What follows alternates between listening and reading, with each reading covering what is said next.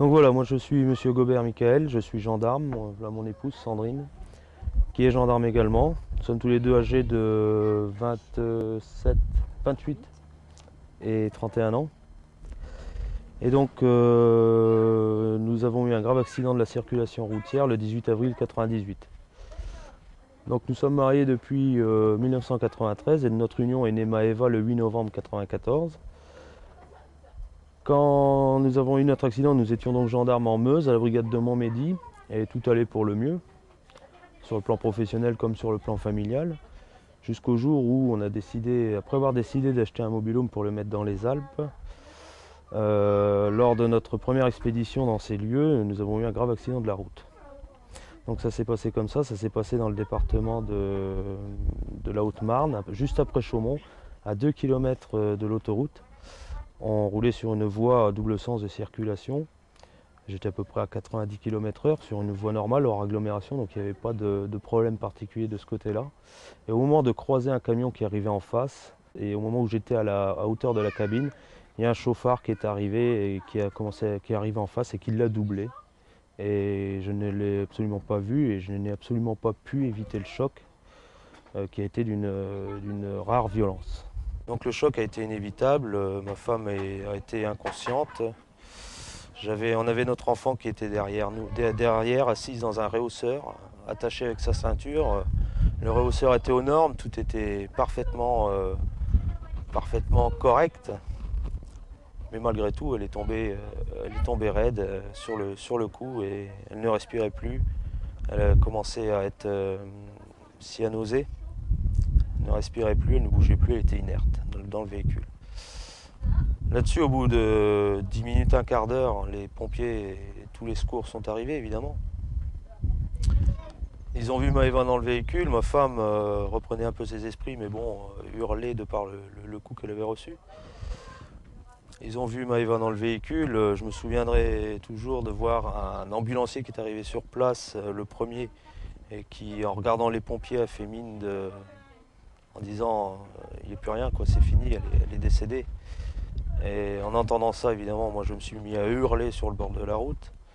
Et malgré tout, avec la science d'aujourd'hui et le savoir-faire des personnes qui travaillent pour sauver des vies, ils ont réussi à nous ramener Maëva à 3 reprises. La troisième fois, ils ont réussi à la garder. Ensuite, je me réveille à l'hôpital 2 jours et demi après, parce que c'était le samedi à midi. Je me reprends mes esprits le lundi après-midi, où là, j'ai une aide-soignante qui vient me dire votre fille, c'est très grave, elle est dans le coma, elle a été transportée sur Dijon, mais je ne peux pas vous en dire plus.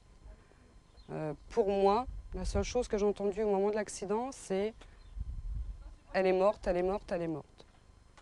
Donc pour moi, je ne posais pas la question, pour moi c'était évident et je ne voulais surtout pas qu'on me le dise. Et donc Maëva a été transportée sur l'hôpital de Dijon dans un état vraiment très critique, après avoir été déclarée quand même 3 fois décédée sur les lieux de l'accident. Bon, chemin faisant, nous avons vécu avec ça. On n'a pas accepté, mais on a géré la situation en fonction. On a eu plusieurs déménagements pour qu'elle puisse être suivie dans des hôpitaux différents et plus adaptés à sa tétraplégie, parce qu'elle ne bouge plus du tout. Elle a toute sa tête. Elle est maintenant scolarisée en milieu normal, donc tout va pour le mieux. Mais au quotidien, c'est quand même une surveillance énorme. C'est se relever 5, 6, 8 fois dans la nuit parce qu'elle respire mal, parce qu'elle a peur de sa machine dont elle est complètement dépendante. C'est évidemment les soins, la toilette, elle est incontinente. C'est la mettre au fauteuil, la mettre au corset, la remettre au lit parce qu'elle est un peu fatiguée, la repréparer parce que le kiné arrive. C'est des soins sans cesse, sans cesse, sans cesse, sans cesse. Malgré tout, elle a un moral d'acier. Elle y croit encore. Et puis voilà, aujourd'hui, elle a 6 ans et elle joue comme tous les enfants, on dirait. Elle a ses copines, elle joue, tout ce qu'elle peut faire, c'est à la bouche. Donc elle joue au dé avec ses copines en lançant ses dés dans une petite cuillère. Elle joue à la poupée en faisant, elle, les voix des poupées et puis ses copines lui servent de main. Et puis voilà, et puis on fait avec et on vit parfaitement bien sans accepter cette situation.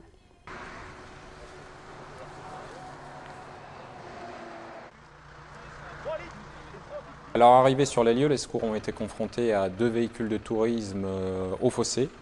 2 véhicules de tourisme qui avaient généré 8 blessés. Donc nous avons recensé 3 blessés graves qui apparemment avaient été éjectés, ainsi que 5 blessés légers. Les secours ont, dès leur arrivée, médicalisé les 3 personnes blessées graves et pris en charge les 5 blessés légers.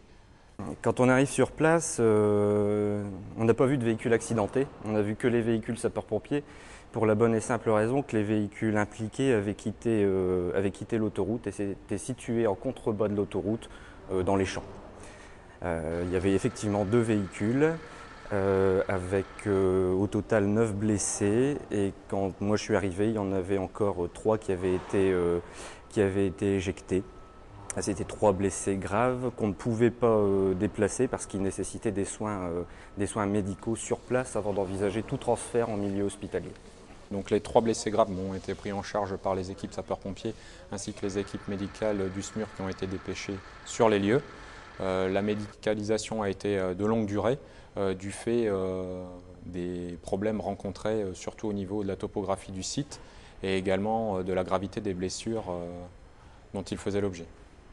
Donc la jeune fille qu'on a pris en charge avait une vingtaine d'années. Elle présentait des lésions pulmonaires et une lésion abdominale qu'on suspectait.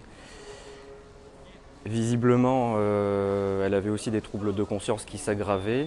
On a dû la préparer de toute façon à une intervention chirurgicale qui était visiblement la seule possibilité de la sauver. Elle a donc dû être endormie sur place. Et puis il fallait la diriger vers un centre hospitalier qui puisse la recevoir avec des moyens techniques suffisants pour pouvoir intervenir rapidement et traiter ses lésions. Donc elle a été anesthésiée sur place, on l'a aidée à respirer avec une machine. Et puis on a demandé un transfert sur le centre hospitalier de Lille par hélicoptère. Par hélicoptère pour 2 raisons, parce que ça permet d'éviter bon nombre de secousses qu'on peut avoir par la route et puis d'aggraver d'éventuelles lésions. Et aussi parce que ça a l'effet d'éviter la circulation et d'améliorer le délai de transfert vers le centre hospitalier qui avait été choisi. La conclusion que l'on peut tirer de cet accident, c'est que les secours ont été confrontés à 3 blessés graves qui ont été éjectés du véhicule, dont une personne qui malheureusement est décédée du fait de la gravité justement de ces blessures qui ont été engendrées par l'éjection du véhicule. Il y a une chose qui est remarquable dans cet accident, c'est la répartition des victimes. Dans le premier véhicule, 2 personnes adultes et 2 enfants sont attachés. Aucun blessé grave n'est à déplorer. Simplement quelques petites contusions. Dans le deuxième véhicule, 4 personnes sont à bord.